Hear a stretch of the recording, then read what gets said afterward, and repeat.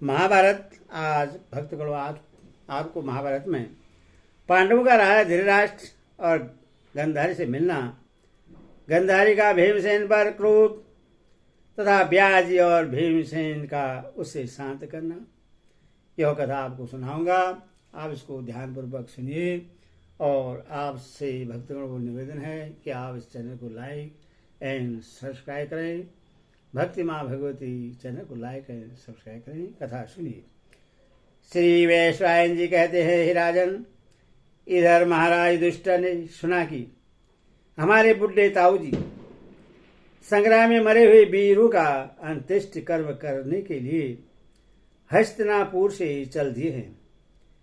तब वे शोकाकुल धृतराष्ट्र के पास अपने भाइयों को लेकर चले।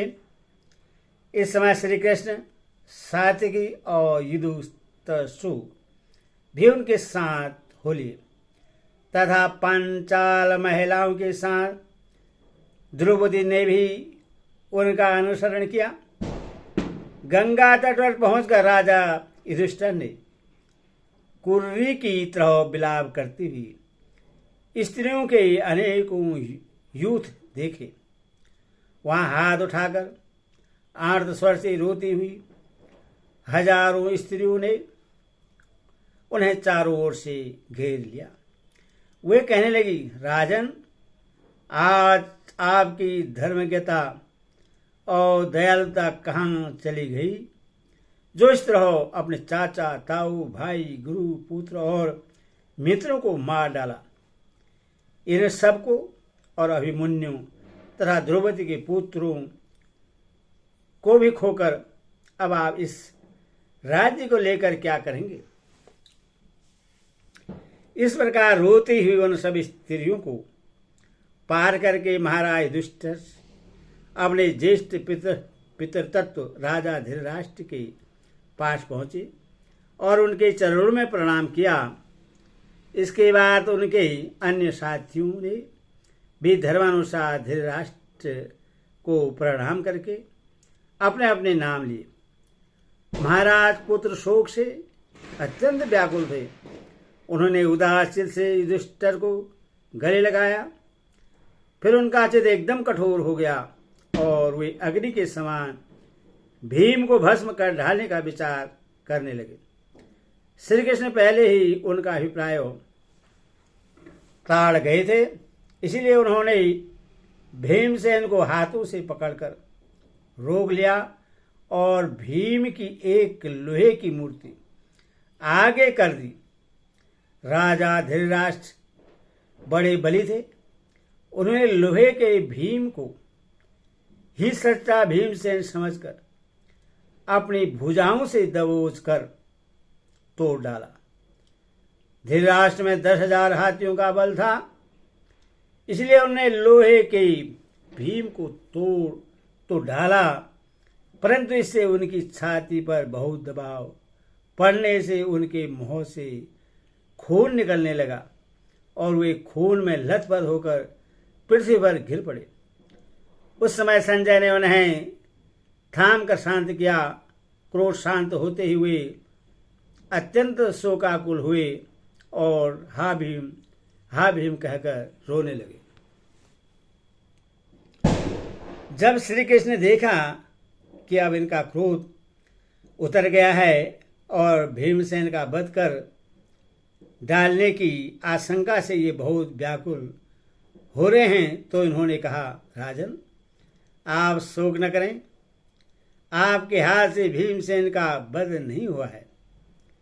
यह तो उनकी लोहे की मूर्ति ही है, इसी को आपने कुचल ढाला है। आपको क्रोध के वशीभूत देकर मैंने भीमसेन को आपके पास जाने से रोक लिया था।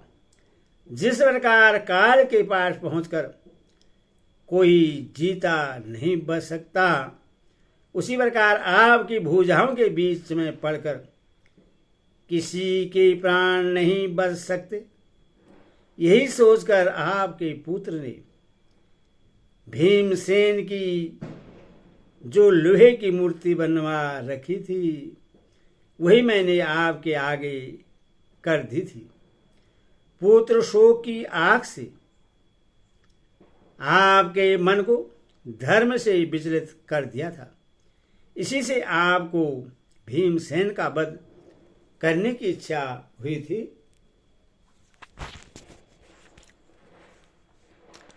किंतु आपके लिए यह उचित नहीं है कि आप भीम का वध करें। हम अपने सर्वस्त्र शांति स्थापित करने के उद्देश्य से जो कुछ किया है उसका आप भी अनुमोदन करें। मन को व्यर्थ शोकाकुल न करें। राजन, आपने वेद और सभी शास्त्रों का अध्ययन किया है तथा पुराण और सब प्रकार के राजधर्म भी सुने हैं।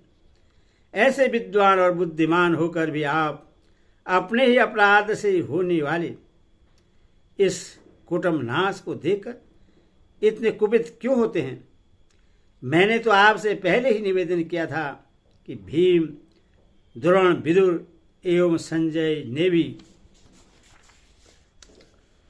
बहुत कुछ समझाया था, किंतु उस समय तो आपने हमारी बात मानी ही नहीं।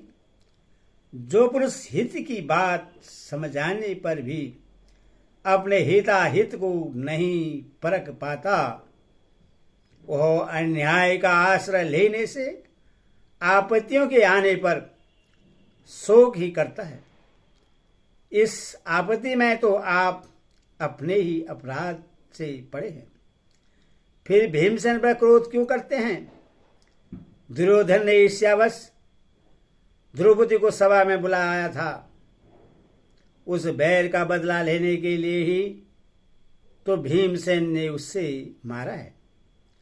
आप अपने और अपने दुष्ट पुत्र के अपराधों की ओर तो देखिए। आप ही ने तो निर्दोष पांडवों को राज्य से निकलवाया था। राजन, इस प्रकार श्री कृष्ण ने जब साफ साफ सब बातें कही तो राजा धृतराष्ट्र कहने लगे, माधव, तुम जैसा कहते हो वह सब ठीक है। यह अच्छा ही हुआ कि तुम्हारे रोग लेने से भीमसेन मेरी भुजाओं के बीच में नहीं आया। अब मैं स्वस्थ हूँ, मेरा क्रोध शांत हो गया है और मैं पांडवों के शूरवीर मध्यम पुत्र को देखना चाहता हूँ। मेरे सपुत्र और प्रधान राजा लोग तो मारे गए। अब तो मेरी शांति और प्रीति के आश्रय ये पांडु पुत्र ही है। ऐसा कहकर उन्होंने भीम, अर्जुन और नकुल, सहदेव सभी को रोते रोते गले लगाया और तुम्हारा कल्याण हो ऐसा कहकर आशीर्वाद दिया। इसके बाद उनकी आज्ञा लेकर सब पांडव श्री कृष्ण के साथ गंधारी के पास गए। पांडवों के प्रति गंधारी के मन में पाप है, इस बात को महर्षि व्यास पहले ही ताड़ गए थे, इसलिए बड़ी तेजी से वहां पहुंचे। वे दिव्य दृष्टि से और अपने मन की एकाग्रता से सभी प्राणियों का आंतरिक भाव समझ लेते थे। इसीलिए गंधारी के पास जाकर उससे कहने लगे, गंधारी, तुम पांडुपुत्र युधिष्ठिर पर क्रोध मत करो, शांत हो जाओ। तुम जो बात मोह से निकालना चाहती हो उससे रोक लो और मेरी बात पर ध्यान दो। गत 18 दिनों में तुम्हारा विजयभिलाषी पुत्र नित्य ही तुमसे यह प्रार्थना करता था कि मैं शत्रु के साथ संग्राम करने के लिए जा रहा हूं। माता जी, मेरा कल्याण के लिए आप मुझे आशीर्वाद दीजिए। उसके इस प्रकार प्रार्थना करने पर भी तुम हर बार यही कहती थी कि जहां धर्म है वहीं विजय है। इस प्रकार पहले तुम्हारी मुंह से जो सच्ची बात निकलती थी वह मुझे याद आती है। यो तो तुम सब प्राणियों का हित चाहने वाली हो। इस समय पांडवों ने विजय पाई है और इसमें संदेह नहीं कि युधिष्ठिर ही अधिक धर्मनिष्ठ भी हैं। तुम तो सदा से ही बड़ी समावती हो। फिर इस समय तुमने समा को क्यों छोड़ दिया है? धर्म के तुम अधर्म को छोड़ दो, क्योंकि तुमने अपने धर्म पर दृष्टि रखकर ही ये शब्द कहे थे कि जहां धर्म है वहीं विजय है। तुम अपने क्रोध को शांत करो। तुम सत्य भाषण करने वाली हो। तुम्हारा ऐसा आचरण नहीं होना चाहिए। गंधारी ने कहा, भगवान, पांडव के प्रति मेरा कोई दुर्भाव नहीं है और न मैं इनका नाश ही चाहती हूं, किंतु पुत्र शोक के कारण मेरा मन जबरदस्ती व्याकुल सा हो रहा है। इन कुंती पुत्रों की रक्षा करना जैसा कुंती का कर्तव्य है वैसे मेरा भी है, और जैसा यह मेरा कर्तव्य है वैसे महाराज का भी है। यह कौरवों का साहब तो दुर्योधन, शकुनी, कर्ण और दुशासन के अपराध से ही हुआ है। इसमें अर्जुन, भीम, नकुल, सहदेव या युधिष्ठिर का कोई भी दोष नहीं है। कौरवों ने अभिमान में भरकर युद्ध किया और वे अपने दूसरे साथियों के सहित आपस में लड़ मरे, किंतु साहसी भीम ने दुर्योधन को गदा युद्ध के लिए बुलाकर फिर श्री कृष्ण के सामने ही उसकी नाभि के नीचे गदा की चोट की। इस अनुचित कार्य ने ही मेरे क्रोध को भड़का दिया है। धर्मज्ञ महापुरुषों ने जिसे धर्म का है उससे क्या सुरवीर अपने प्राणों के लोभ से भी रणभूमि में छोड़ सकते हैं? गंधारी की यह बात सुनकर भीमसेन ने बहुत डरते डरते उससे विनयपूर्वक कहा, माता जी, यह धर्म हो अथवा अधर्म, मैंने तो डर कर अपनी रक्षा के लिए ही ऐसा किया था। सो अब आप क्षमा करें। आपके उस महाबली पुत्र को धर्म युद्ध में तो कोई भी नहीं मार सकता था, किंतु पहले उसने भी जो अधर्म से ही राजा युधिष्ठिर को जीता था और हमें बार बार तंग किया था, इस समय भी मुझे डर था कि कहीं दुर्योधन गदा युद्ध में मुझे मार न डाले। इसी से मैंने यह काम कर डाला। देखो, आपके पुत्र ने तो हमारा बहुत ही अप्रिय किया था। उसने भारी सभा में द्रौपदी को अपनी बाईं जांग दिखाई थी। हमें तो उसी समय उससे मार डालना चाहिए था, किंतु धर्मराज की आज्ञा से हम चुपचाप बैठे रहे। पीछे उसने बैर को बहुत ही बढ़ा दिया और वन में रहते समय हमें सदा ही दुख देता रहा। इसी से मुझसे भी ऐसा काम हो गया। गंधारी ने कहा, भैया, तुम मेरे पुत्र की ऐसी प्रशंसा कर रहे हो, इसीलिए यह तो उसका वध नहीं कहा जा सकता, परंतु तुमने जो संग्राम भूमि में दुशासन का खून पिया, उस काम को तो सभी सत्पुरुष निंदा करेंगे। ऐसा काम आर्य पुत्र तो कभी नहीं करते। तुमने यह बड़ा ही क्रूर कर्म किया, ऐसा करना उचित नहीं था। भीमसेन बोले, माता जी, आप चिंता न करें, वह खून मेरे दांत और होंठों से आगे नहीं गया। इस बात को कर्ण जानता था। मैंने तो अपने हाथ ही खून में सान लिए थे। जब धूत कीड़ा के समय दुशासन ने द्रौपदी के केस पकड़े थे, उसी समय क्रोध में भरकर मैं ऐसी प्रतिज्ञा कर चुका था, यदि मैं उसे पूरा न करता तो अनंत वर्षों तक छात्र धर्म से पतित समझा जाता। इससे मैंने यह काम किया था। गंधारी ने कहा, भीम, हम बुढ़े हो गए हैं, हमारा राज्य तुमने छीन लिया। ऐसी स्थिति में हम दोनों अंधों के इस सहारे के लिए लकड़ी के समान तुमने एक भी पुत्र को जीवित क्यों नहीं छोड़ा? यदि तुम मेरे एक पुत्र को भी छोड़ देते तो तुम्हारे कारण मैं इतना दुख न पाती। यही समझ लेते कि तुमने अपने धर्म का पालन किया है। भीमसेन से ऐसा कहकर अपने पुत्र पौत्र की नाक से पीड़ित गंधारी क्रोध में भरकर बोली, राजा युधिष्ठिर कहाँ हैं?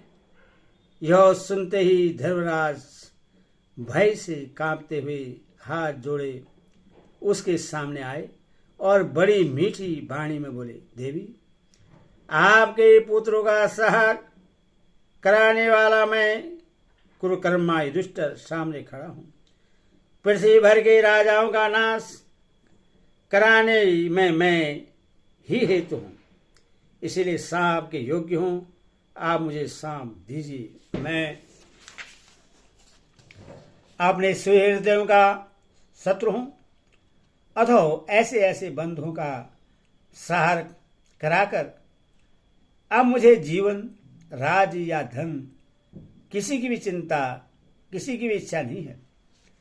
महाराज युधिष्ठिर गंधारी के पास खड़े हुए ये सब बातें कह गए, किंतु उसके मुंह से कोई बात न निकली। वह बार बार लंबी लंबी सांसें लेती रही।